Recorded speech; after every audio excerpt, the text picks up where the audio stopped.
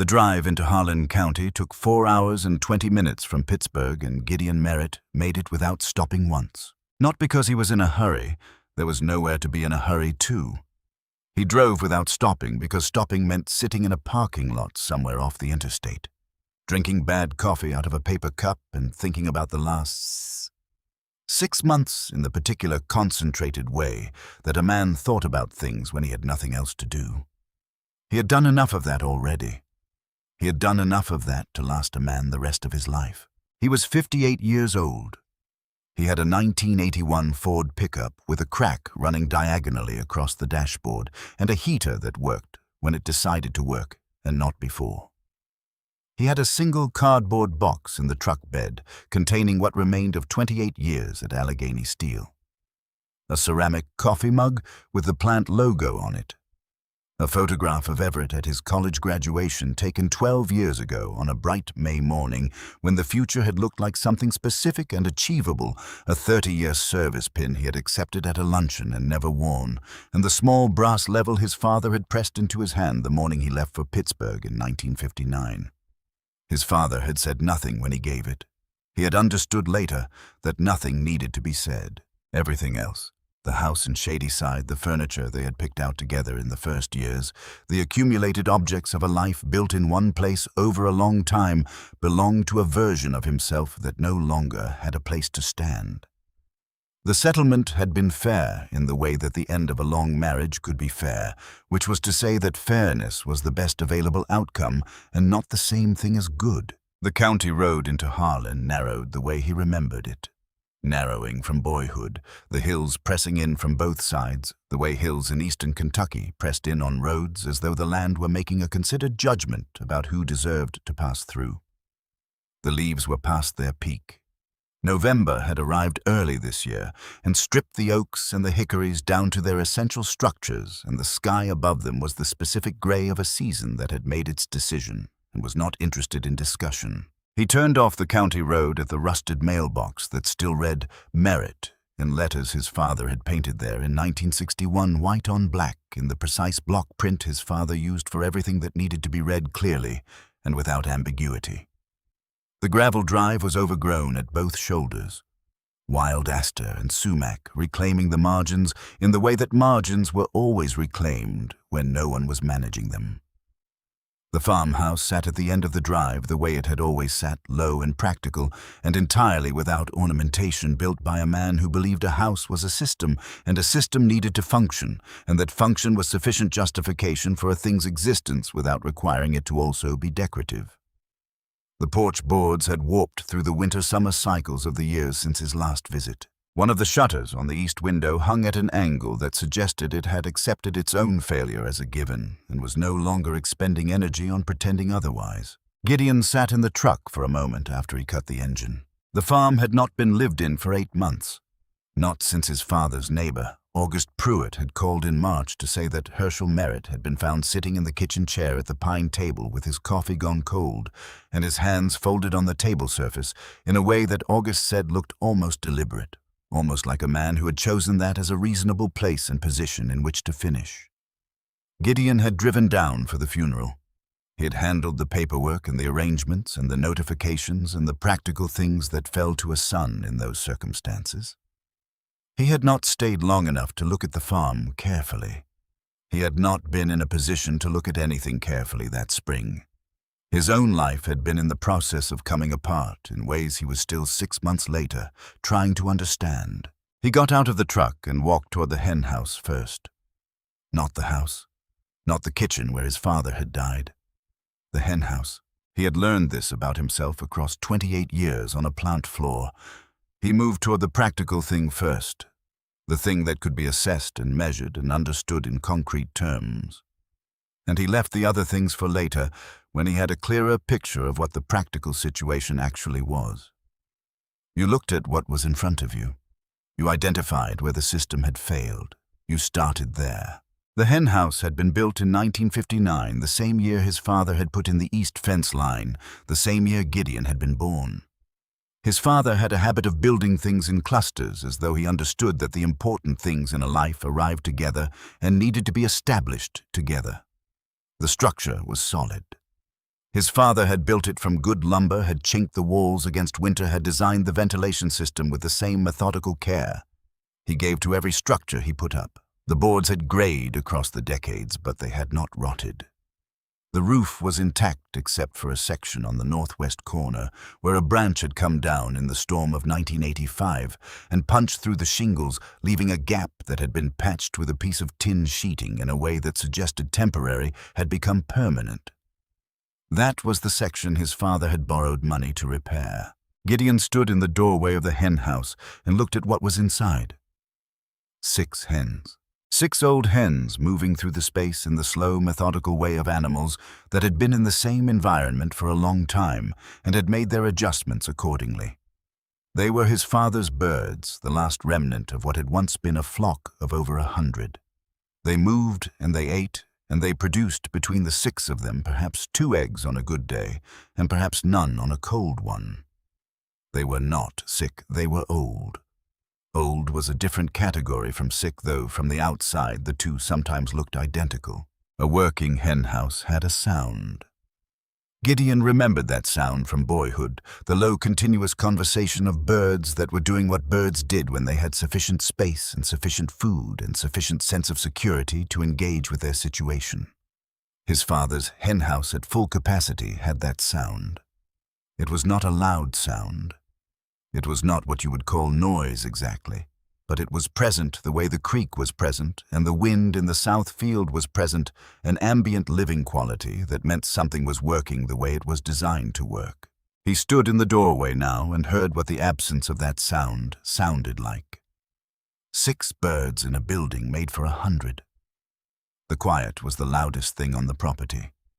He stood there for what might have been 5 minutes, listening to the absence and noting what it told him. Then he went to the house. The kitchen was exactly as it had been left, which was to say it was exactly as his father had arranged it 40 years ago and had seen no cause to alter. The iron skillet on the back burner, the tin coffee pot on the shelf above the stove, the table pine built by his grandfather in 1931, scarred across its surface by decades of use, centered in the room with 2 chairs that did not match because his father had never considered matching chairs a relevant criterion for a kitchen. A man needed a place to sit. He needed something to sit on. Whether the 2 things matched was a consideration for a different kind of man. He put the kettle on and walked through the house the way you walked through a place that had belonged to someone else, even when that someone else had been your father and you had grown up inside these walls. Room by room. Not looking for anything in particular, looking at what was there. His father's bedroom. The bed made with a precision that spoke of 40 years of the same morning habit, the same 15 minutes at the same time of day. The surface smoothed to the kind of flatness that only came from genuine consistency. The dresser with the photograph of Gideon's mother on the corner. The photograph that had been in that exact position since 1971 when she had died at 43 from a failure that came without warning, which his father had never moved and never explained and never spoken about in any direct way, but which had remained in that position for 17 years as a kind of statement that required no words. The work boots by the door cleaned and set with the heels aligned the way a man set boots down when he expected to put them on again in the morning. His father's study. The roll-top desk with the wooden drawers, each labeled in block print. Tax records, equipment maintenance, land deed, livestock purchase records. The shelf of reference books. Agricultural extension pamphlets spanning 3 decades, a 1974 Merck veterinary manual with a cracked spine, 2 volumes on Kentucky soil management that had been read enough times to leave impressions of his father's thumb on the outside corners of the most referenced pages, and the filing drawer on the bottom left, which Gideon opened because the kettle was not yet ready, and because opening drawers and reading what was in them was what you did when you were trying to understand the shape of what you had inherited. Inside the filing drawer were folders in the expected block print, tax records organized by year going back to 1961, equipment maintenance logs, the land deed, a single-folded document in a manila envelope with original written on the outside, livestock records that stopped abruptly in 1979, and 1 folder at the back without a label. Inside the unlabeled folder was a letter from Harlan County Savings and Trust dated 11 months ago, and attached to it a contract document running to 4 pages and a handwritten payment schedule with amounts in his father's block print beside each due date, check marks next to the payments that had been made, blank spaces beside the ones that had not. The kettle began to whistle. Gideon did not move to take it off. He read the contract. The loan was for $38,000, drawn in September of 1985, to cover roof repair and structural rehabilitation of the main agricultural outbuilding, the hen house. The term was 5 years with monthly payments. The final payment was due in 90 days from the date of the letter, which meant 67 days from today.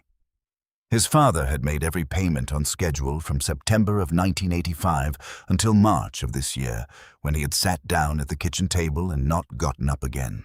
The remaining balance was $21,400. The kettle continued to whistle. Gideon set the contract down, went to the stove, moved the kettle, made his coffee. He brought the mug to the table and sat down and read the contract again. This time, the way he read technical specifications slowly, with the specific assumption that the most important information was not in the sections written in the largest print, but in the sections written smaller and positioned where a reader in a hurry or a reader who thought he understood what he was reading would not linger.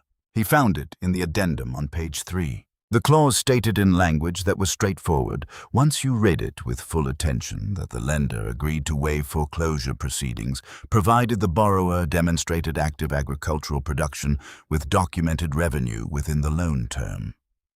The clause defined what constituted documentation: a completed agricultural activity report, filed with the county extension office, accompanied by sales receipts or purchase agreements, showing actual exchange of agricultural product for money. He read the clause 3 times. His father had not needed to pay off the loan in 90 days. His father had needed to show the bank that the farm was producing something and selling it. A farm that was working. Evidence that a farm was working. That was all the clause required. He looked out the kitchen window at the hen house. 6 hens. He thought about this without sentiment and without the distortion that came from wanting a particular answer to be true. He was 58 years old, out of work, out of a marriage, and sitting in his dead father's kitchen with $21,000 of debt and 67 days to address it. He had the truck. He had the brass level in his shirt pocket.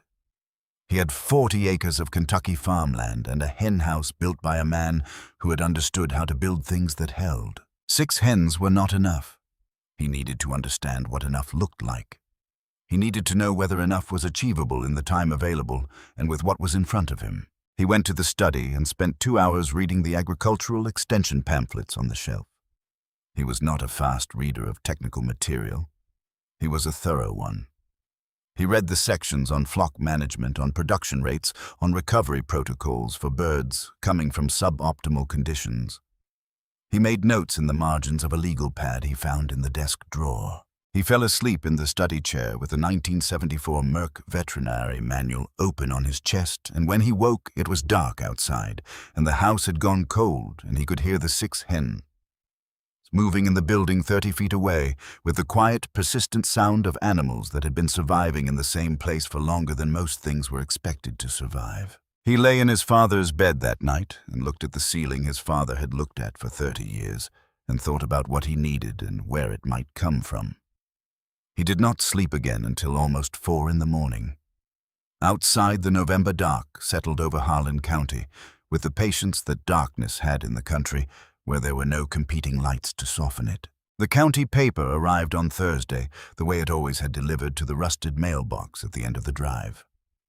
Gideon read it at the kitchen table with his coffee methodically, the way his father had apparently read it, based on the subscription label that went back to 1963, slowly and completely, because information moved in particular directions in a county like Harlan, and the county paper was one of those directions, and missing it meant missing things you might need. He read the news. He read the agricultural notices. He read the classifieds in the back. On the 3rd page in the small print of the auction listings, Harlan County Fairgrounds. Saturday. Assorted farm equipment and livestock lots. He told himself he was going for the equipment.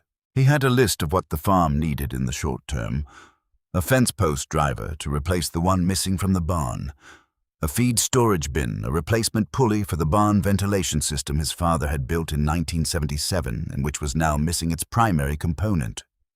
These were the things he needed.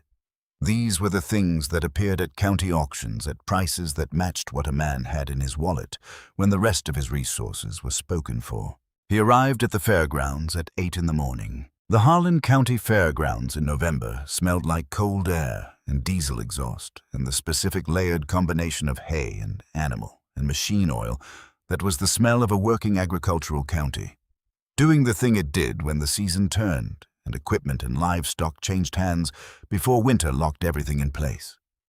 Gideon had grown up with that smell and had spent 28 years in a steel plant where the smells were different metal and lubricant and the particular burning quality of a plant running at full capacity.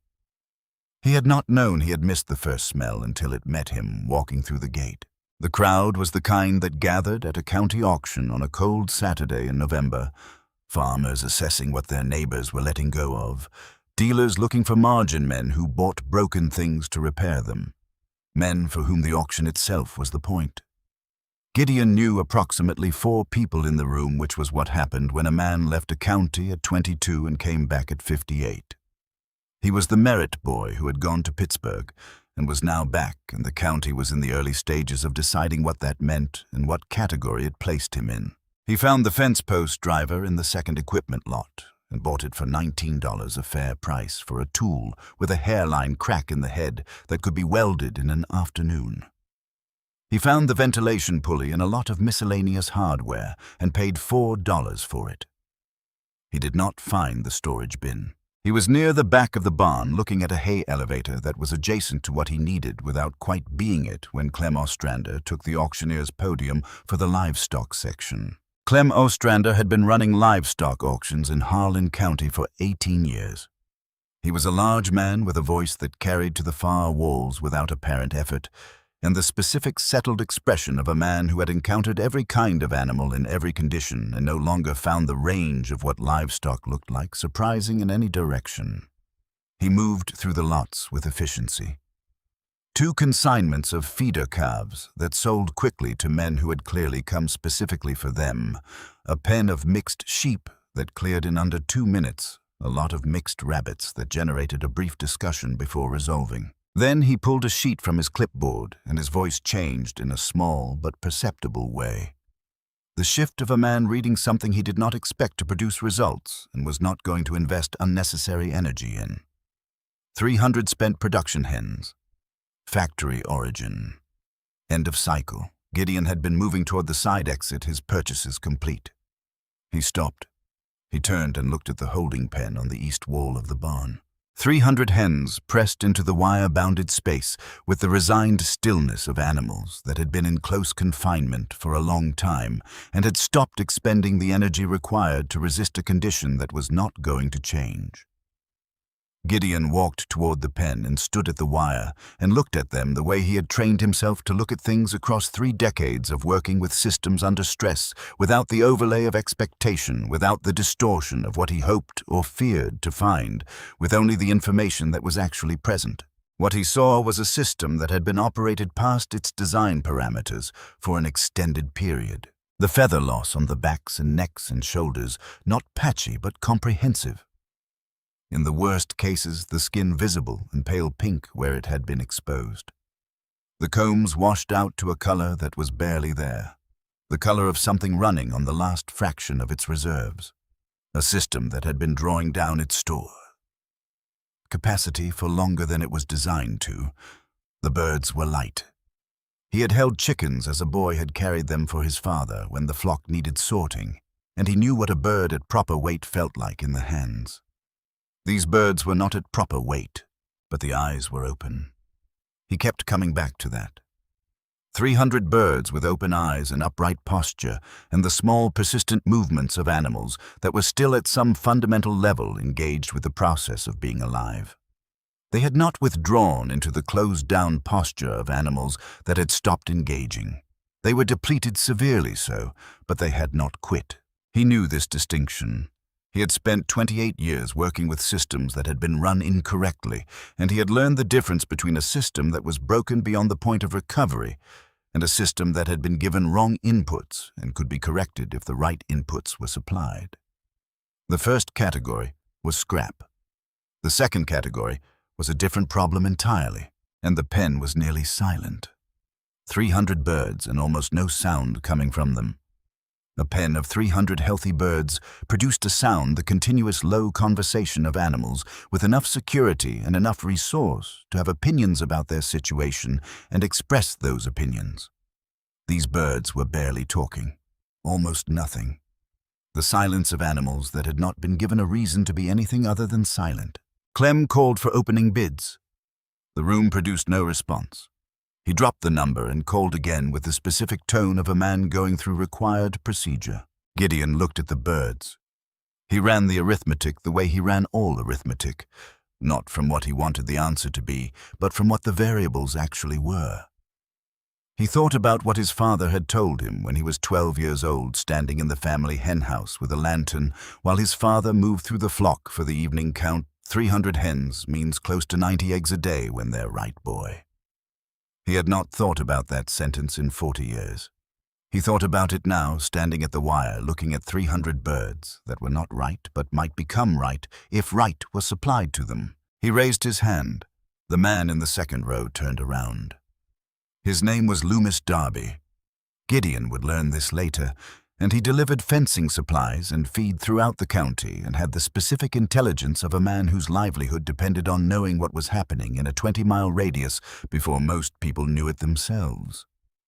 Two men near the equipment door exchanged a look that communicated a shared conclusion they had already reached.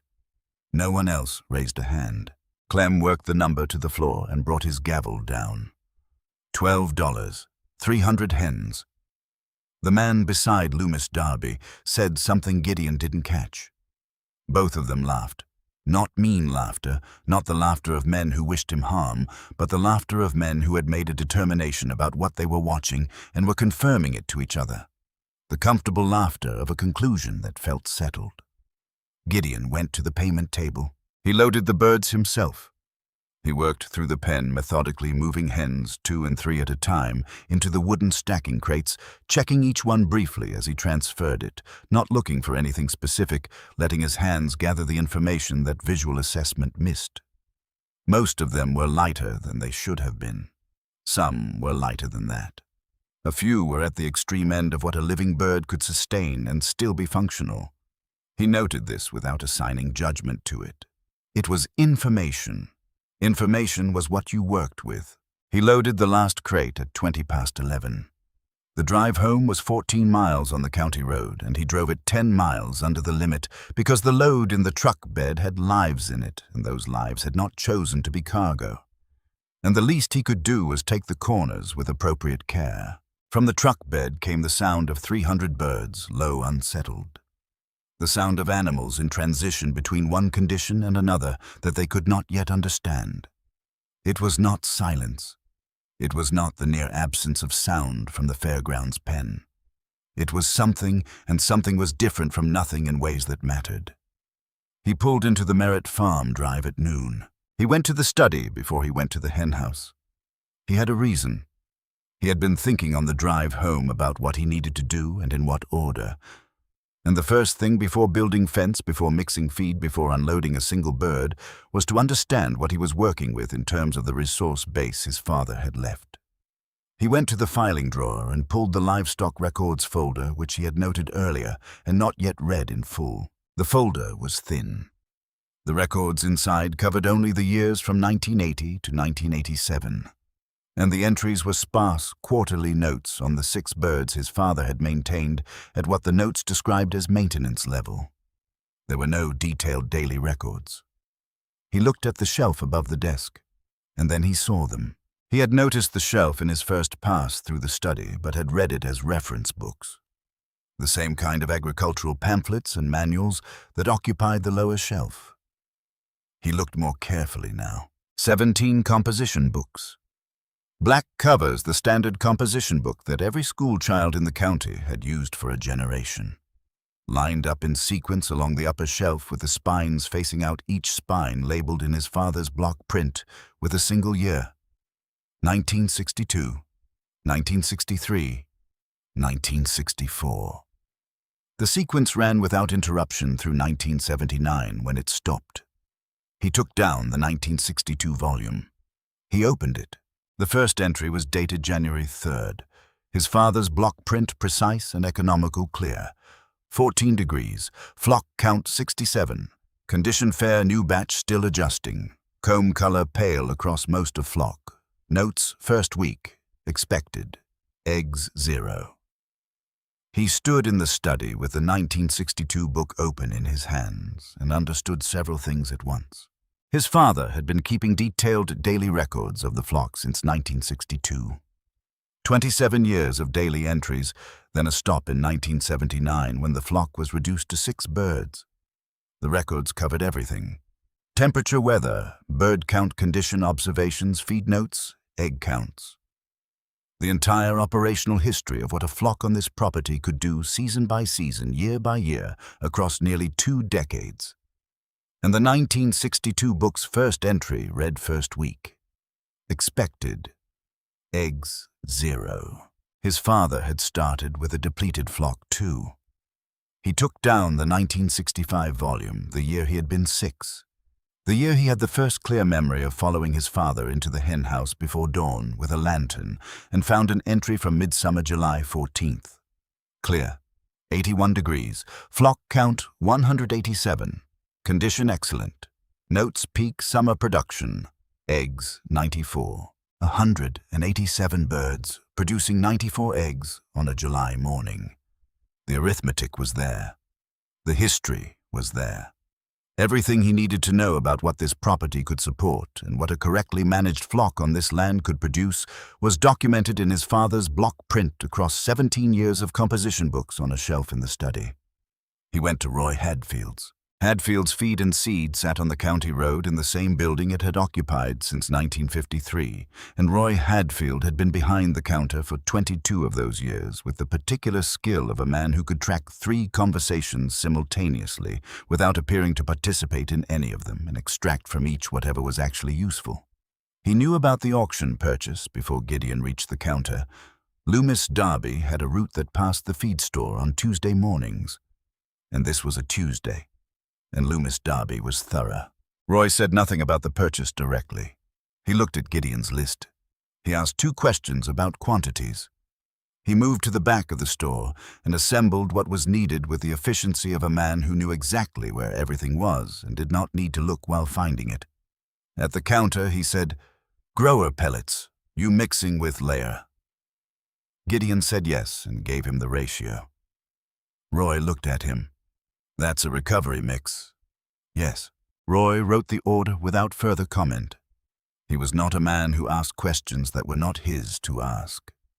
Gideon bought the oyster shell, the grower pellets, the layer supplement, and 1 composition book with a black cover, the same model, the same size as his father's 17. Roy looked at the composition book on the counter alongside the feed order. He looked at Gideon. He said nothing. Gideon drove home. He spent the rest of the afternoon building the temporary yard fence along the south side of the hen house, enclosing a section of the back pasture that received morning sun and afternoon shade from the cedar line his father had planted in 1971. He had not positioned the fence from memory or sentiment. He had spent an hour walking the property, first watching where the light moved across it, noting where the drainage was good, and where it pooled, reading the ground the way his father had apparently read it when he established the original chicken yard in this same location. His father had been right about the placement. The reasons his father had been right were visible if you looked at the land long enough with the right questions. He set the fence posts with the driver he had bought at the auction. He ran the wire taut and even.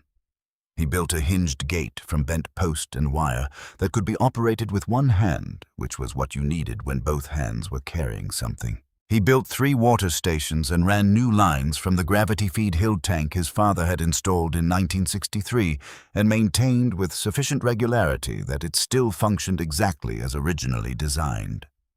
He ran the lines, checked every connection, and watched each trough fill completely before he was satisfied. A water system was not complete until you had confirmed there were no restrictions and no failures anywhere in it. He put down fresh straw in the henhouse. Not a token layer, a full 4 inches of it, the depth he had found specified in his father's 1966 notes as the appropriate depth for a flock of this size in a building of these dimensions, the depth that allowed birds to do what birds did in straw, which was to scratch and arrange and create the small specific environments that birds created when they had sufficient material to work with. He mixed the feed carefully.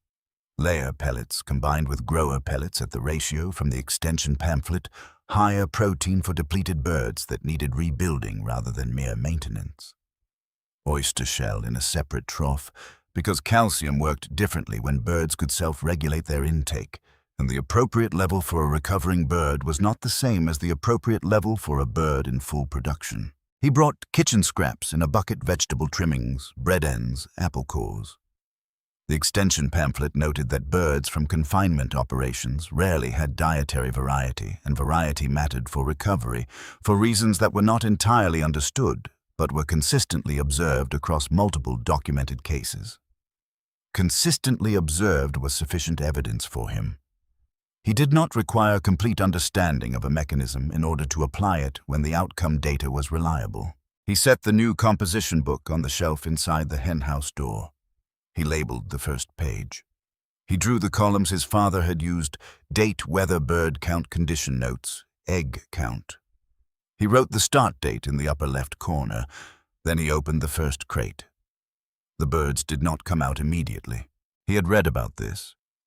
He had found a 1979 extension pamphlet specifically addressing the behavioral patterns of birds transitioning out of intensive confinement, which noted that birds accustomed only to wire floors and controlled environments often required significant time to process the concept of open space because open space was not part of their operational experience, and experience was the primary mechanism through which animals evaluated new situations. He understood this. He had seen the equivalent in machinery that had been run in a fixed configuration for a long time. The first time you changed the parameters, the system behaved unpredictably until it recalibrated to the new conditions. He opened the crate nearest the yard gate and stepped back 12 feet and stood still. One bird worked her way toward the crate opening. She was the worst-looking bird in the lot, which was a meaningful distinction given the condition of the full 300. Her back was entirely bare from the base of her neck to her tail, not patchy, not in sections, but completely denuded, the skin pale and slightly raw-looking where it had been exposed. Her comb was nearly colorless. She was the lightest bird he had handled in the loading process, the one whose body had been drawing down its reserves the longest. She put her head out of the crate. She pulled it back. She put it out again. She looked at the grass, at actual ground, actual earth. Actual vegetation growing in actual soil, and stood there with her head extended for a long moment.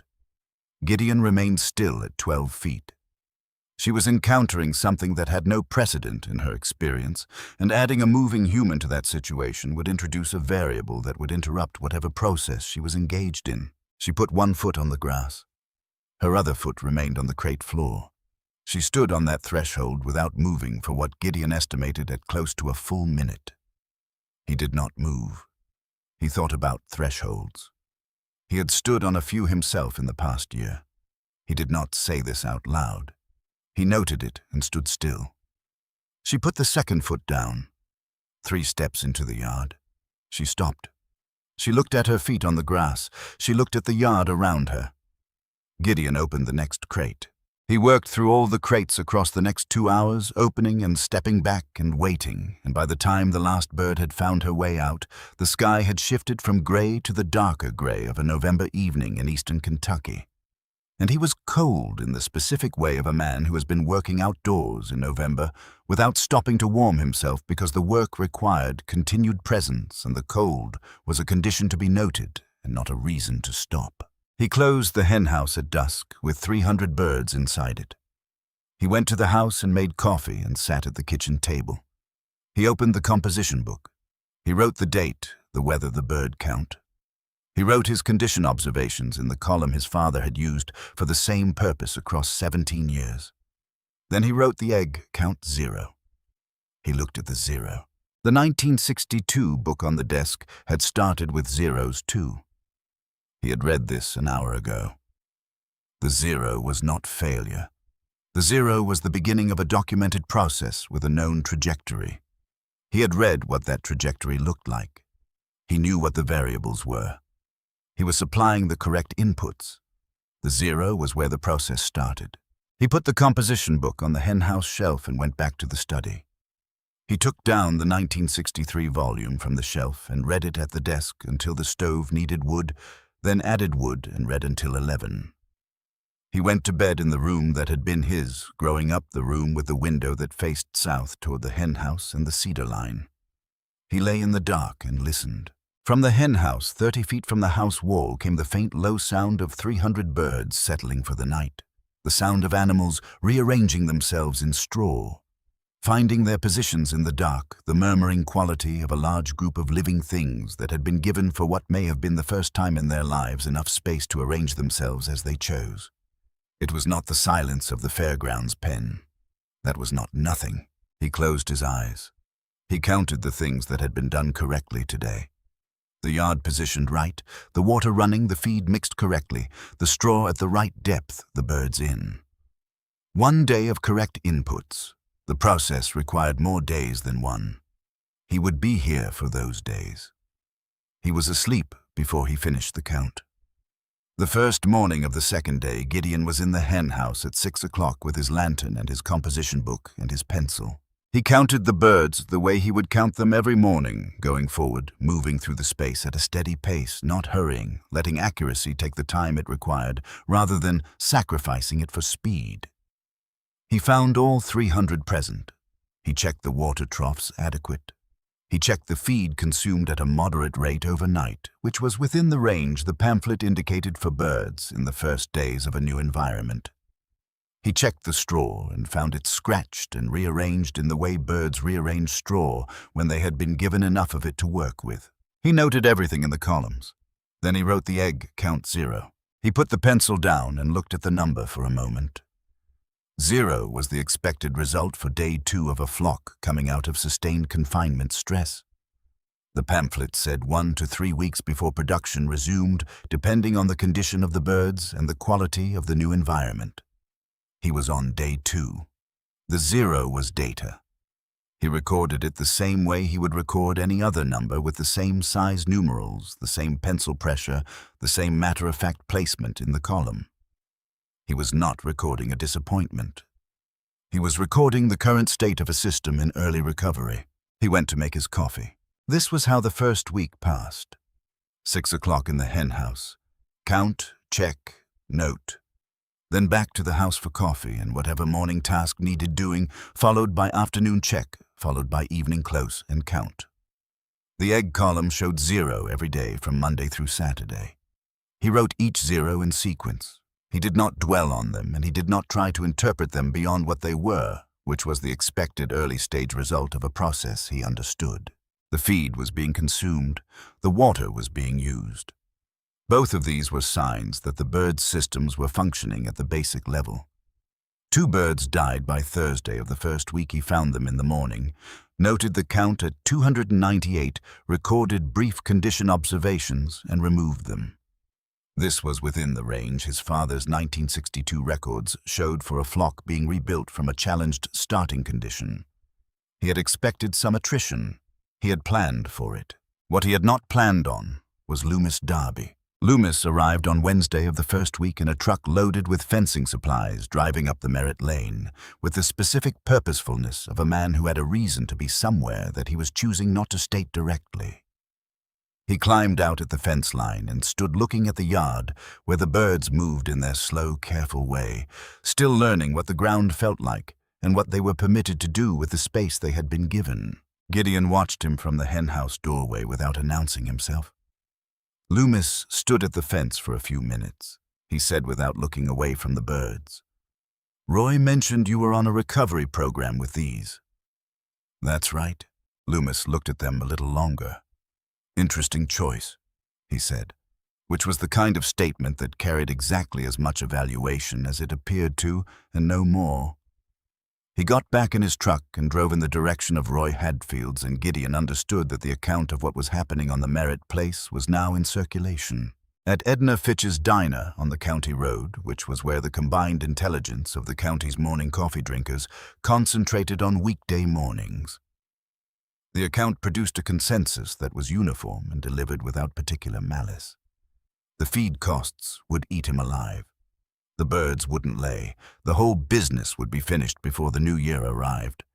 This was not said with cruelty. It was said with the confidence of people who had watched enough situations to know which ones resolved which way, and who were confirming to each other a conclusion they had already separately reached. Edna Fitch listened from behind the counter and poured coffee and did not offer her own assessment to the room.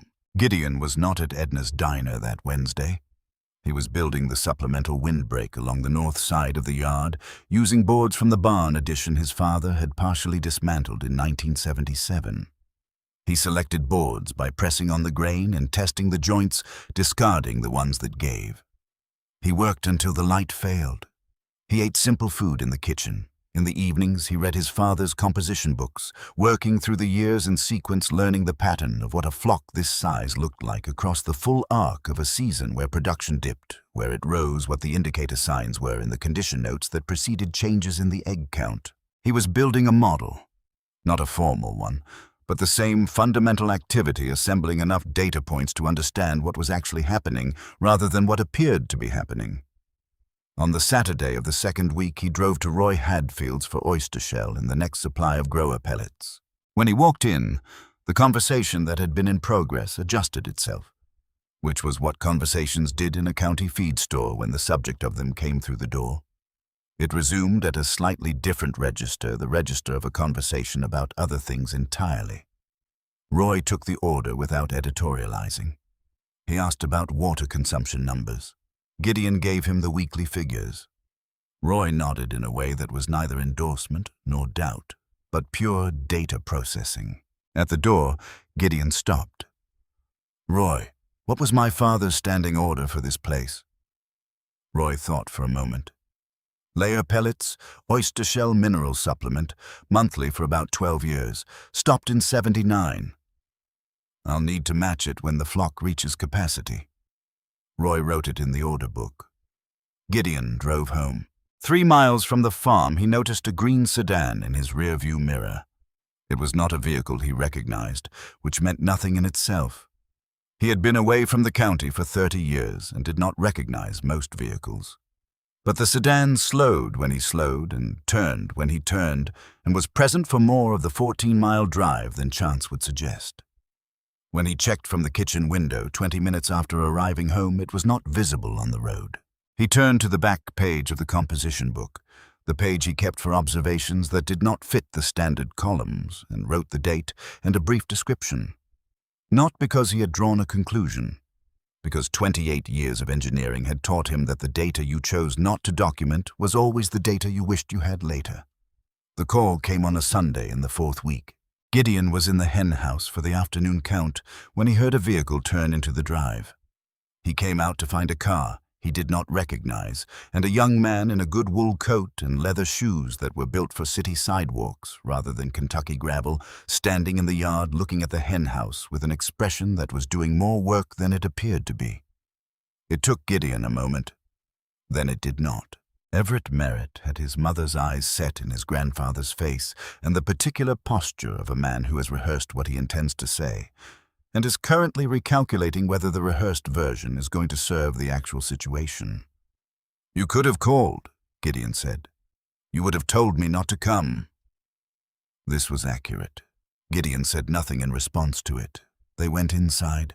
Everett had driven from Pittsburgh 7 hours on a Sunday, and had not done so during the plant closure or during the divorce proceedings or at any of the intervals over the preceding 2 years, when a visit might have been a reasonable response to what was happening. He had come now because Harlan County's information network had reached Pittsburgh inside 10 days via a chain of connection that involved Loomis Darby and a woman Everett knew in Lexington who was someone's cousin, and Everett had decided to come and assess the situation himself. Gideon laid the financial documents on the kitchen table before Everett had taken his coat off. The loan contract, the payment schedule, the agricultural extension pamphlet with the margin notes, the first 3 weeks of composition book entries. He arranged them in the order that would allow a reader to understand the situation completely and in sequence. Everett sat down. He was an accountant. He read numbers the way Gideon read engineering specifications, not for the surface narrative, but for the structural logic underneath it. He worked through the documents without speaking. He read the pamphlet section Gideon had marked. He read the contract. He turned to page 3 and read the addendum. He said, $21,000. Yes. 60 days remaining. As of today, yes. Everett looked at the composition book. He looked at the column of zeros, 3 weeks of them sequential and unbroken. He looked at his father. They haven't produced anything. It's been 3 weeks. The pamphlet puts recovery at 1 to 3. We're at the upper edge of the range. The pamphlet. Agricultural Extension Service. Based on documented cases from 6 operations in 3 states. Gideon said it without defensiveness. It was the basis of what he knew, and he stated it. Everett picked up the pamphlet and read the section. He put it down. He said, "Dad, the math on this doesn't work if the birds don't lay. I know what the math requires. So the plan is what's on the table." A silence settled between them. The specific weight of a silence between 2 people who had been not talking for long enough that the silence had acquired its own structure and mass. Gideon did not try to fill it. Some silences needed to be present for the length of time they needed to be present and would recede when they were ready. Everett picked up the contract again. He was reading the addendum for the second time, but he had turned to page 4 now to the technical definitions subsection which Gideon had read but had not fully passed in his first several passes. Everett said, "There's a prerequisite condition." Gideon waited. To file the agricultural activity report, the operation needs a registered agricultural operation code on file with the county. Active status. He looked up. "Does this farm have one?" "My father had one. From 1962. "Is it currently active?" Gideon did not know. He said so. Everett set the contract down. "If it lapsed, you can't file a valid report. The clause doesn't get triggered. The bank moves to foreclosure regardless of what the Hens produce." Gideon sat with this for a moment. He had read page 4. He had understood it as a filing requirement. He had not fully tracked the prerequisite that made the filing requirement meaningful. "How do I find out if it's active?" he asked. "County Extension Office. They maintain the registration records." Everett paused. "I can call them Monday from Pittsburgh and—" "I'll go in person," Gideon said. Everett looked at him. "If there's documentation needed to support a reactivation, I need to be there to provide it. A phone call from Pittsburgh won't move that process the way a person with the original documentation in their hands will move it." Everett considered this. He did not disagree. He had his father's facility with the logic of a situation when it was presented correctly. Everett stayed that night and the next morning. He ate what Gideon made. He slept in the room that had been Gideon's boyhood room. In the morning, he came to the hen house for the 6 o'clock count, without being asked, which was not something Gideon had expected, and he stood in the doorway and watched the count with the expression of a man encountering something he had not anticipated finding and was not yet sure what to make of. After the count, Gideon brought him to the study and showed him the 17 composition books on the shelf. Everett took down the 1967 volume and opened it at random. He read several entries. He turned to the middle of the book. He read more. He put it back on the shelf with the spine aligned to the others, which was the care a person took with something they recognized as having a specific order and a specific value. He said he did this every day. Every day for 17 years. Everett looked at the shelf. Why did he stop bead cost increase in 1979? He reduced to maintenance level 6 birds and planned to rebuild when costs came back down. I found the 1979 tax filing records. He noted the plan. The costs didn't come back down. Not in time. Everett was quiet. He looked at the shelf for another moment, then he turned and went to put his coat on. At the door of his car, he said, The operation code situation, look in the original registration documents first. Dad would have filed one in 1962 when he started. If there's a certificate, take that with you. Original is better than a copy. I know, Gideon said. Everett looked at him with the expression of a son who has said something his father already knew and is recalibrating to account for that. He got in the car. He drove to the end of the gravel lane and turned onto the county road. Gideon went to the filing drawer in the study. Behind the land deed envelope in a folder labeled Registration. Keep in his father's block print was the original agricultural operation certificate from the county extension office dated March 1962, bearing the operation code, his father's signature, and the county extension director's stamp. He put it in the inside pocket of his coat and drove to the extension office the next morning. Ruth Ann Colby had been processing agricultural paperwork for Harlan County since 1971 and recognized the Merritt name before Gideon finished saying it. He set the 1962 registration certificate on her desk along with the probate paperwork establishing his legal inheritance of the property and the land deed showing uninterrupted Merritt ownership. She looked at the 1962 certificate. She looked at the probate documents. She looked at Gideon. She said, "Herschel's boy." "Yes, ma'am." The code was marked inactive in 1980. Herschel stopped filing the annual renewal. He reduced the flock to maintenance level in 1979. He planned to rebuild. She was quiet for a moment in the way of a woman who had known Herschel Merritt and understood without needing it, explained what it meant that a man who had planned to rebuild had not rebuilt. "The reactivation under inheritance continuity takes 5 to 7 business days, she said. "Your documentation appears to be in order. I'll say that much before I've reviewed it fully." He thanked her and drove home. He had 49 days remaining. He spent them working. The northwest corner of the hen house roof received a proper repair, not the temporary tin patch his father had put up after the 1985 storm, but new shingles properly laid sealed against water infiltration, built to last another 20 years. He replaced the rotted section of the south fence. He built additional water capacity for the far end of the yard. He adjusted the feed schedule based on what the consumption data in the composition book was showing. The birds were eating more purposefully now, which indicated their digestive systems were beginning to function correctly. He watched the flock. This was the part of the work that had no procedure, no list of steps that could be written down and executed. He moved through the birds in the morning and afternoon and evening with the quality of attention that was not looking for a specific thing, but was open to whatever was actually present. His father had written something about this in the 1969 volume. The flock will tell you what it needs if you are in it enough hours to hear it. He was in it enough hours. In the third week, crouching beside the worst-looking bird in the flock, the one that had stood on the threshold of the first crate with one foot on each side of the decision for a full minute, he saw something that required a second look to confirm. Feather shafts, new growth. Barely visible against the pale skin, fine as bristles, the very beginning of the process the bird's system had been working toward since the inputs had been corrected. Almost nothing. Definitively something. He went to the composition book. He wrote Week 3A2.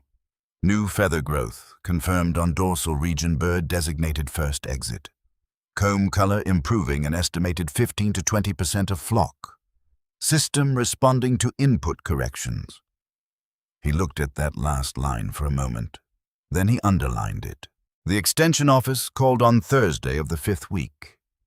Ruth Ann Colby told him the documentation had been reviewed and was sufficient that the code had been reactivated under the inheritance continuity provision of the Kentucky Agricultural Records Act, effective immediately, and that the reactivated code was valid for filing an agricultural activity report with any institution requiring it. He thanked her and called the bank. The loan officer's name was Prentice Waller, and he had the careful, neutrally calibrated voice of a man who handled difficult conversations daily and had developed a manner that was neither warm nor cold, but precisely controlled to convey institutional position without conveying personal one.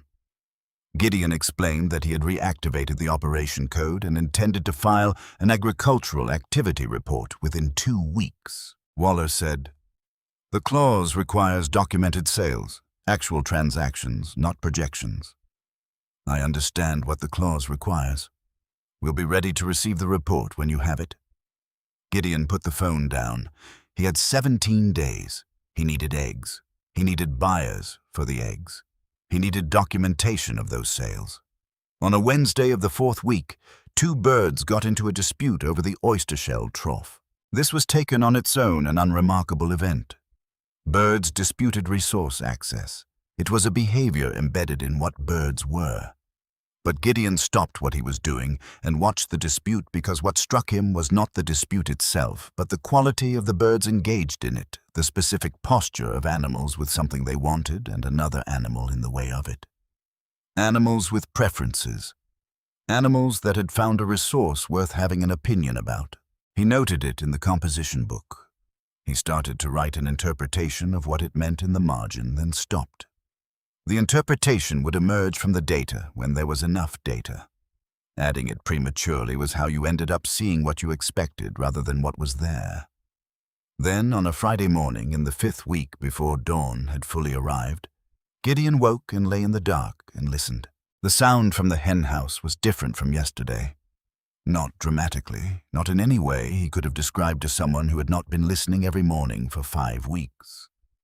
But different in the way that a machine's sound changed when the problem that had been causing the abnormal sound was beginning to resolve a density, a fullness, something present that had not been present in the same degree the day before. He dressed without waiting for the alarm. He was in the hen house at 6:15 with his lantern. He stood in the doorway for a moment because standing in the doorway for a moment had become what he did before the count. The way his father had apparently done it, based on certain entries in the composition books that said nothing except a brief pause noted at entry. He walked to the first nest box and looked in. 3 eggs. He moved to the second box. 2 eggs. He went down the row, and somewhere around the 6th box he stopped counting box by box and switched to counting what was accumulating in his grandmother's flat basket that he had found in the barn on the first day and had been using for the morning and afternoon rounds, which had produced nothing for 5 weeks and was now producing weight. At the end of the row he found floor nests as well, the deposits of birds that hadn't yet learned the boxes. He collected those and went back through the space once more to confirm he hadn't missed anything. He stood in the middle of the hen house with the basket. He counted 31 eggs. He stood there for a full minute without moving. The flock moved around him with the unhurried quality of animals occupied with their own concerns, and the sound in the building was the sound he had been waiting for. Not the near silence of the fairgrounds pen, but the low and continuous and self-sustaining conversation of birds that had found something to say. He went to the composition book on the shelf by the door. He wrote the date. He wrote the weather overcast, 37 degrees, no wind from the north. He wrote the count. He wrote the condition notes, which were substantially better than the notes of week 1, and which had been improving incrementally through every week since. Then he wrote in the egg count column, 31. He looked at the number. He picked up the pencil and drew a single line beneath the 31, pressing slightly harder than he usually pressed on the pencil. Just once. Then he put the pencil down. He went to make his coffee. The next morning, 38, the morning after 42. By the end of the week, the count was consistently above 50. On the morning he wrote 63 in the column, he went back to the barn for the second basket because the one his grandmother had used 30 years ago was full. He stood in the barn door with one basket in each hand and looked at the hen house in the gray November morning, and then he went back inside and collected the rest. 17 days. He needed buyers. He made his list at the kitchen table that evening.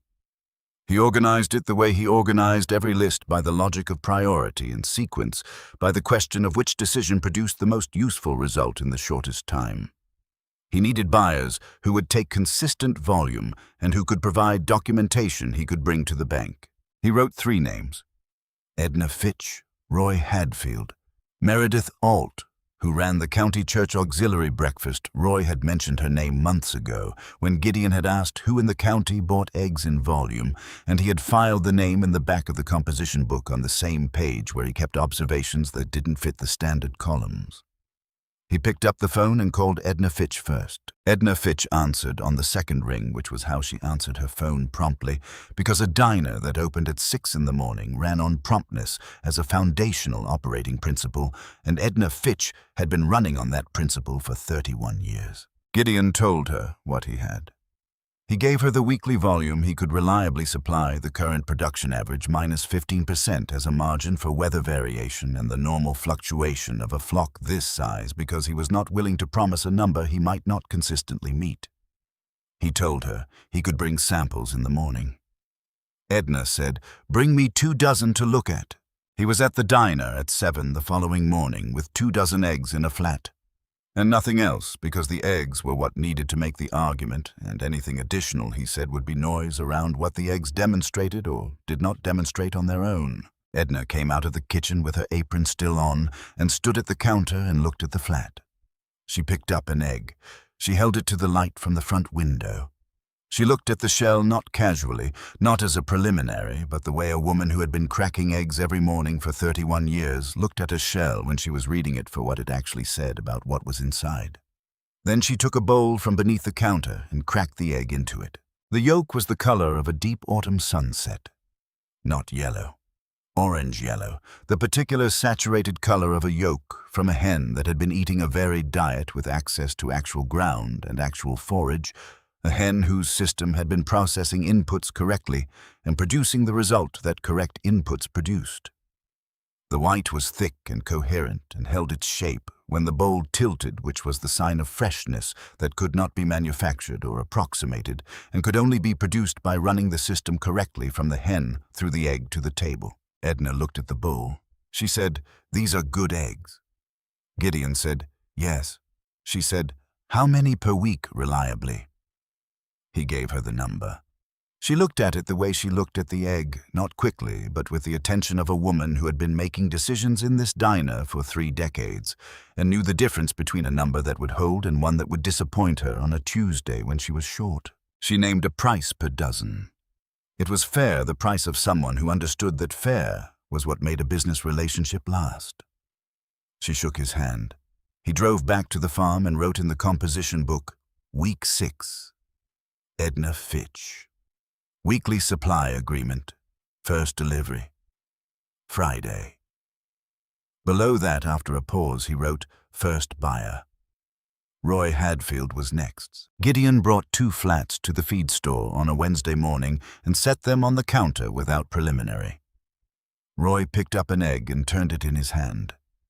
He looked at the shell quality in the way of a man who had been handling eggs from local farms for 2 decades and could read the surface of a shell the way Gideon read a weld seam, with the understanding that the surface told you most of what the interior contained if you knew how to read it. He said, "What's your arrangement?" Gideon described it.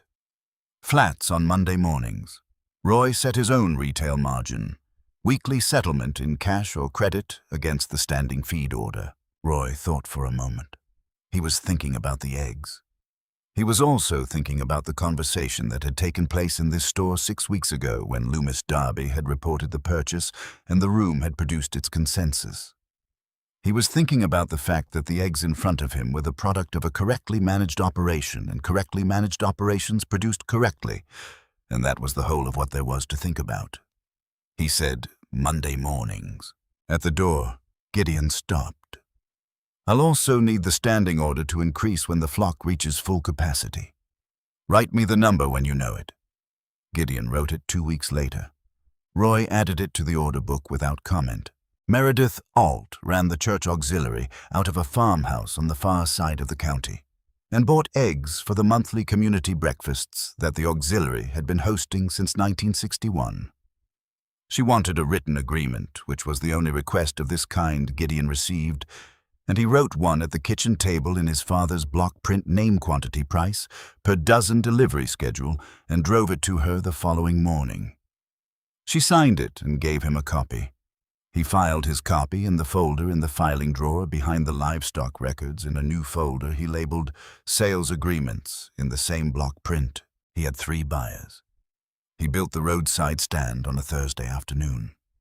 He built it from the salvaged lumber in the back of the barn boards weathered to silver-gray solid under pressure, the kind of lumber that had been cut from good wood and dried properly and lasted.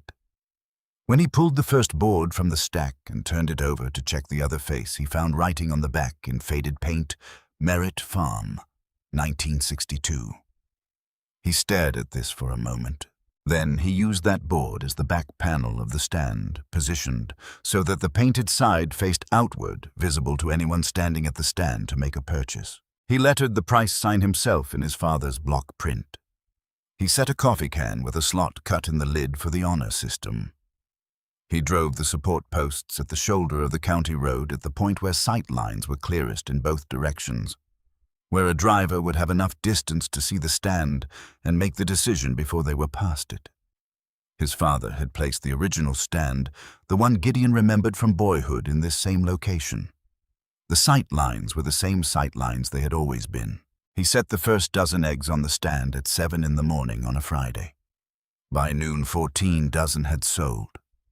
He went back to the farmhouse and counted the money from the coffee can. He did the arithmetic.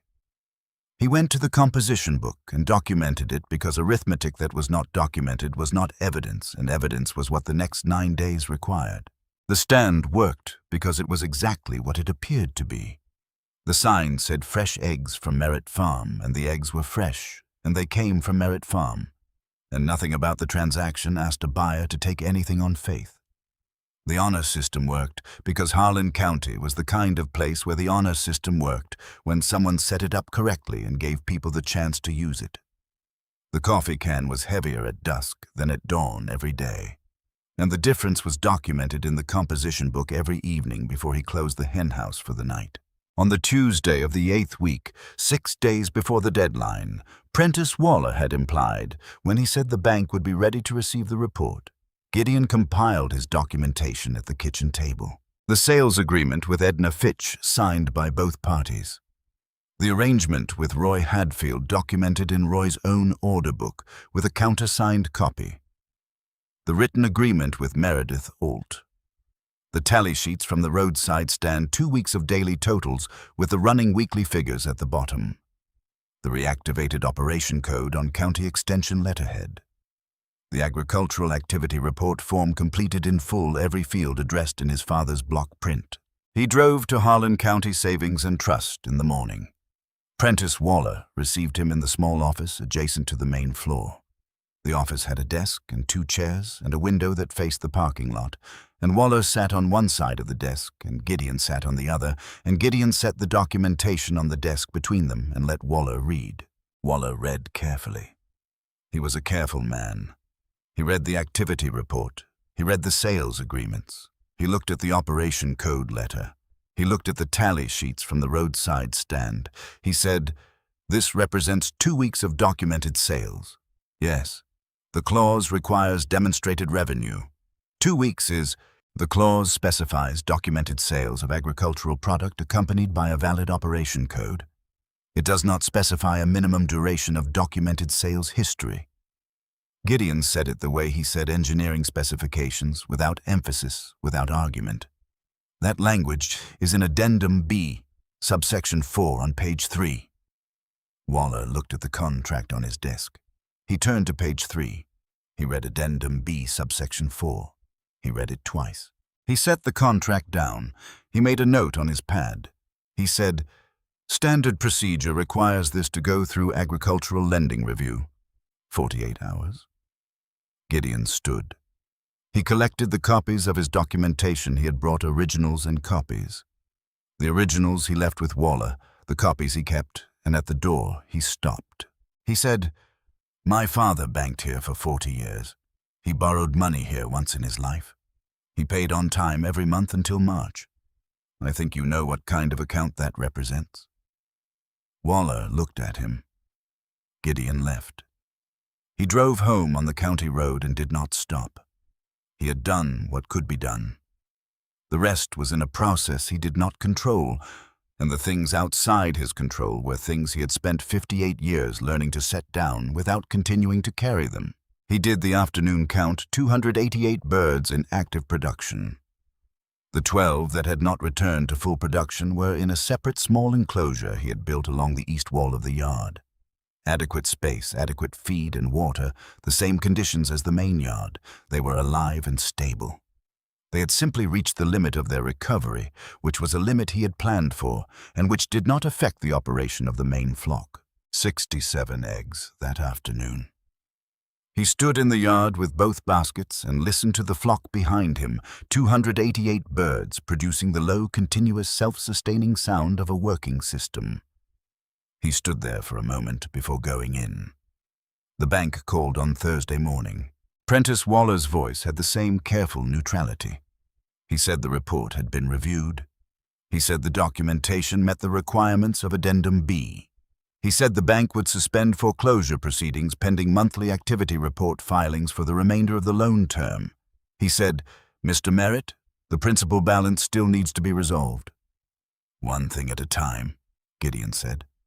A pause. Then, "Yes, I suppose so." Gideon thanked him and put the phone down. He sat at the kitchen table. The iron skillet on the back burner. The tin coffee pot on the shelf. The pine table his grandfather had built in 1931, which had outlasted everyone who had ever criticized it for not being what they thought a kitchen table should look like. The window facing south toward the hen house and the cedar line and the 40 acres that were still as of this Thursday morning Merritt land. He opened the composition book to today's page. Below the morning's standard entries in the condition notes column, he wrote, "Bank satisfied. Addendum B clause met. Operation continues." He closed the book. He went to make his coffee. The green sedan was not on the county road when he came outside that afternoon, or the afternoon after that, or any afternoon following. He had not seen it since the second week. He turned to the back page of the composition book that evening and drew a single line through the entry he had made about it. Not because he had decided it meant nothing.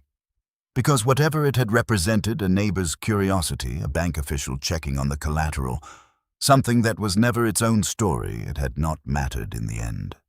The work had been the answer to it. The work was the answer to most things that presented themselves as problems when viewed from the outside.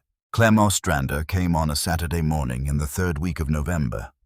He came without announcement, which was how Clem moved through the county on his own schedule, arriving when he arrived. He parked his truck at the fence line and stood at the rail with his forearms resting on it, looking at the yard.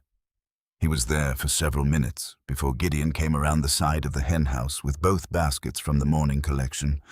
Clem looked at the flock. They were not the 300 he had read off his clipboard 7 weeks ago. The bare patches were gone. The feather growth that had begun in the third week had continued steadily through the weeks since, and what had been raw, pink skin was now covered in the full, even way of birds whose systems had been running correctly long enough to complete the work.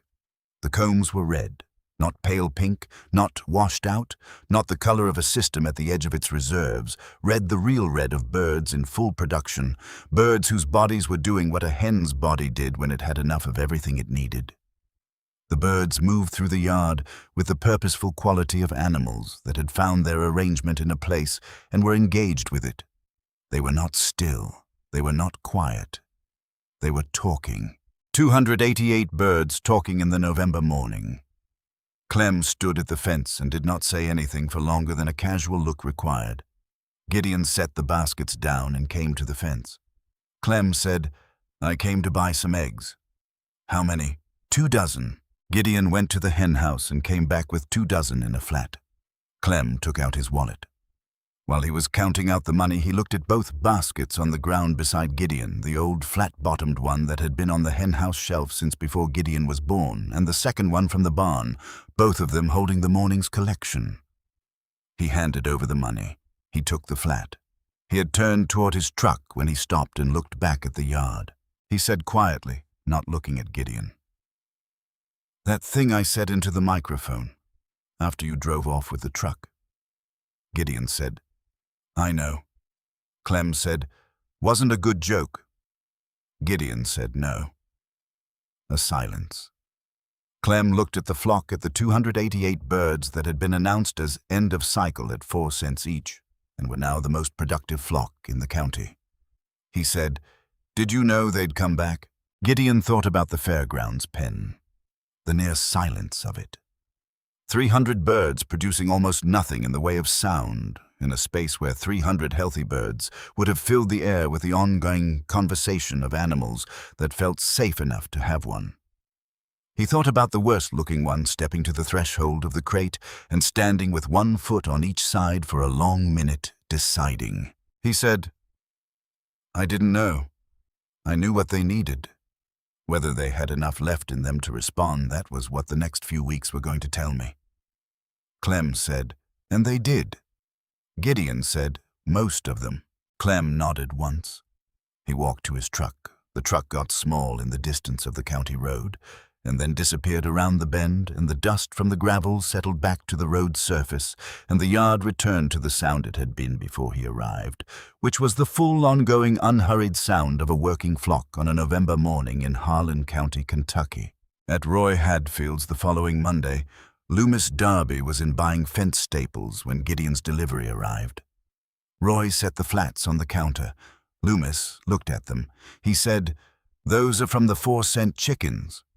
Roy said, "Those are from the Merritt farm." Loomis picked up an egg and turned it over in his hand. He said, "They're outselling the commercial supply." Roy said 2-to-1 last 2 weeks. Loomis set the egg back in the flat. He was quiet for a moment, the quiet of a man recalibrating something. He said, "He didn't tell anybody what he was doing." Roy rang up the fence staples. He said, "He let the eggs do the talking." Loomis picked up his bag and nodded at the flats. "Seems to be working." Roy said, "Seems to be how he does things." The letter from Everett arrived on a Wednesday. Same plain envelope. Same Pittsburgh return address. Same handwriting. Gideon opened it at the kitchen table in the morning with his coffee. It was brief. No greeting in the manner of the first letter. "I've been offered a transfer to the Lexington office. I haven't decided. I wanted you to know it was an option. The operation code situation, I should have caught the prerequisite on the first read.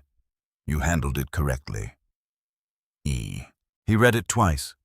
He folded it and placed it in the back of the composition book behind the entry about the green sedan that he had drawn a line through behind 7 weeks of daily entries. He thought about what Everett had written and what he had not written, and the distance between those two things. He picked up the phone. Everett answered on the 4th ring with the slight delay of a man who had looked at the caller ID and needed a moment to settle into the fact of the call. Gideon said, "The transfer." Everett said, "I haven't decided yet. Lexington is 90 minutes. I know the geography." A silence. Not the heavy silence from the kitchen table 6 weeks ago. A different kind, the kind between two people who had been communicating mostly in spaces and silences for long enough that the spaces had become load-bearing, had become part of the structure of how they said things to each other. Gideon said, "The farm is going to need someone who can look at the books monthly, someone who knows what they're looking at." Everett said, "That's not why you'd want me closer." Gideon said no. A longer silence. Then Everett said, "I'll let you know what I decide." Gideon said, "All right." He held the phone for a moment after the line went quiet. Everett had been 7 hours away for 2 years. Lexington was 90 minutes. The distance between those two numbers was not only miles. He thought Everett understood this. He thought Everett had understood it when he wrote the letter, and had understood it again when he picked up the phone on the 4th ring. Understanding something and being ready to act on it were different intervals. He knew this. He had learned to respect both of them. He set the phone down and went to check the water levels before the cold of the afternoon settled in. August Pruitt came to the fence on the last Saturday of November. He came in the morning after the count, when the yard was in full activity, the flock doing what a working flock did in the late morning hours of a Kentucky autumn, when the temperature was cold enough for breath to show, but not cold enough to drive the birds inside. Moving through the yard, working the ground with the methodical purposefulness of animals, engaged with a task they had been designed for and were now being permitted to do. August. Pruitt was 72 years old and had worked the adjacent property for 45 years and had known 3 generations of Merritts in the way that people in the same rural county knew each other across generations, Not through specific exchanges, but through presence, through the accumulation of 1,000 small recognitions across decades. He had been walking past the Merritt fence line on his morning rounds since Gideon had arrived in October, and had nodded each time, and Gideon had nodded back, and that had been the extent of it. He stopped now. He put his forearms on the top fence rail and looked at the yard for a long time. Gideon came out of the hen house with both baskets. He set them down and came to the fence. August looked at the birds. He looked at the cedar line his father had planted in 1971. He looked at the henhouse roof, the patched northwest corner, the sound coming from inside. He said, "Your father ran a flock here for 25 years. I know. Fed half the county eggs in that time. People didn't always think about where their eggs came from. They came from here." He paused. He never made a production of it. No. August was quiet for a moment. "Your grandmother before him," he said. "Different birds, same ground, before your father took it over." Gideon looked at him. "How long before?" "Since before I moved here. 1940-something, maybe earlier. I was a boy when my family came to this county. The Merritt farm already had birds. Your grandmother ran the flock then." He looked at the yard. Long time for a piece of ground to be doing the same thing. Gideon stood at the fence and looked at the cedar line and the hen house and the 40 acres his grandfather had broken, and his grandmother had worked, and his father had continued, and which had waited through 17 years of 6 birds in a building made for 100 for someone to come back and do what needed doing. He thought about the 17 composition books on the shelf in the study. His father's record, 1962 to 1979. And before that, before the books, before 1962, his grandmother's years on the same ground, the same flock, the same purpose. Unrecorded. Present in what the land had retained from being worked a certain way for a long time. He was the 3rd generation. August said, "People talked when you bought those birds." Gideon said, "I know." August said, "Same people aren't talking now." Gideon said, "No." August looked at the baskets on the ground, both of them full. He looked at the yard one more time. Then he straightened up from the fence and turned toward his own property without a formal goodbye, because August Pruitt did not produce formal goodbyes. He simply finished being in a conversation when the conversation was finished and returned to what he had been doing before. Gideon watched him cross the field. Then he picked up the baskets and went inside. He set the baskets on the counter and went to the study. He took the current composition book from the shelf. He opened it to today's page. He wrote the date. He wrote the weather clear 29 degrees light wind from the northwest. He wrote the bird count, 288 active production, 12 in recovery enclosure. 6 original birds present and producing 1 to 2 eggs per day, as they had been producing for years, steady and without drama in the way of animals that had been doing something long enough that it had become simply what they did. He wrote the egg count, 67. Then, in the condition notes, column below, the standard observations, he wrote one line that was not a standard condition. Note August Pruitt at the fence. Grandmother had birds here before 1962. Same ground. He closed the book. He stood it on the shelf in its position beside the 17 his father had filled. 18 volumes. His grandmother's years uncounted before the sequence began. His father's years from 1962 to 1979, and now the sequence continuing in the same format, the same columns, the same composition book, the same black cover. He went to the kitchen and poured his coffee and stood at the south window. The hen house was visible in the clear late November light. The northwest corner patch slightly newer than the surrounding boards, the yard fence running straight, and even the gate visible from here, both water troughs visible through the open door. The sound coming through the glass was the sound of 288 birds doing what they had been designed to do in a place that was giving them what they needed to do it. The county road ran beyond the cedar line. The roadside stand was visible at the shoulder, the Merritt farm. 1962 panel facing outward on the back. A truck slowed on the road. It stopped. A figure got out and went to the stand and stood there for a moment and left money in the coffee can and drove away with eggs. This happened several times a day now, and each time Gideon noted the approximate time in the margin of the day's composition book entry. He sat down at the kitchen table. He opened the composition book to the following day's page because tomorrow would come at 6 in the morning, and the count would happen, and the data would need a place to go, and having the page prepared was the kind of small act of intention that a man made when he meant to be present for what was coming. He wrote the date at the top of the page. He set the pencil down. Through the south window, the November light moved across the pasture in the slow way that light moved in Kentucky in the last days of autumn, long and level and without urgency, the light of a season that had settled into what it was and was not hurrying toward anything. The hen house stood in it the way it had stood in every light for 65 years. Solid, practical, built by a man who understood that a structure's purpose was to do the thing it was built to do, and that doing it well day after day in every kind of weather and light was sufficient justification for having built it. The phone rang. He let it ring once more, then picked it up. Everett said, "I'm taking the Lexington transfer." Gideon said nothing for a moment. Everett said, 90 minutes. Gideon looked out the south window at the hen house and the cedar line and the 40 acres that had been worked by 3 generations of people who had understood that the work itself was the answer to most of the questions that the world presented. He thought about his father's 17 composition books on the shelf. He thought about his grandmother's years on this same ground before the books began. He thought about the page he had just prepared for tomorrow morning. He said, "Come for Sunday dinner, when you're settled." A pause. Then Everett said, "All right." "All right," Gideon said. He put the phone down. He sat at the table for a moment in the quiet of the kitchen in the house his father had lived in for 50 years, at the table his grandfather had built in 1931. Then he stood up, put his coat on, and went out to check the water levels in the troughs before the temperature dropped further into the evening.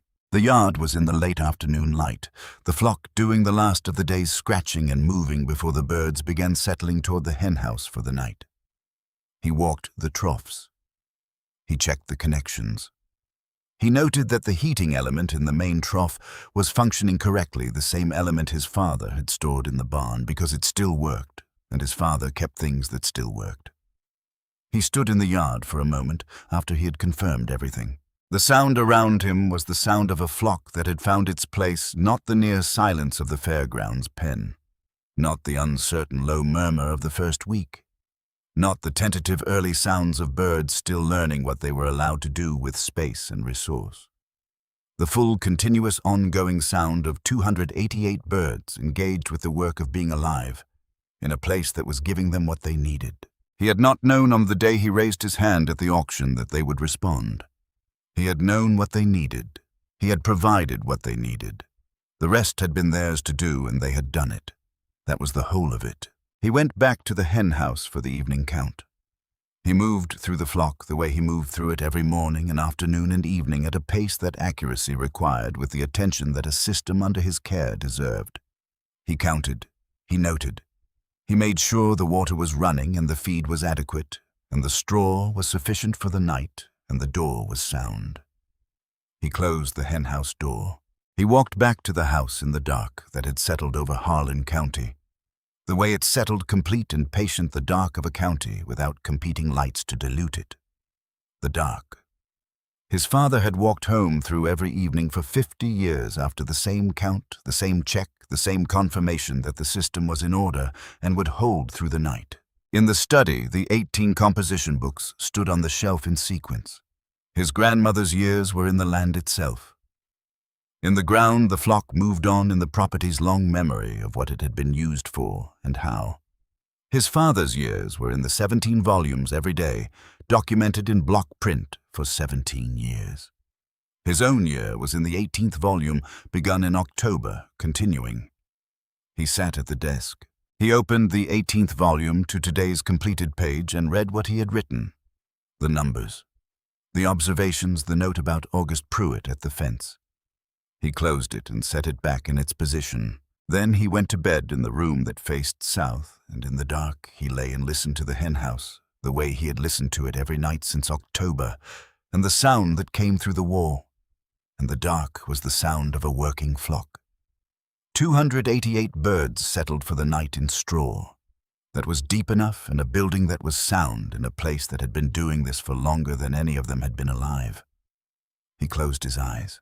The next morning he would be in the hen house at 6 with his lantern and his composition book. He always was.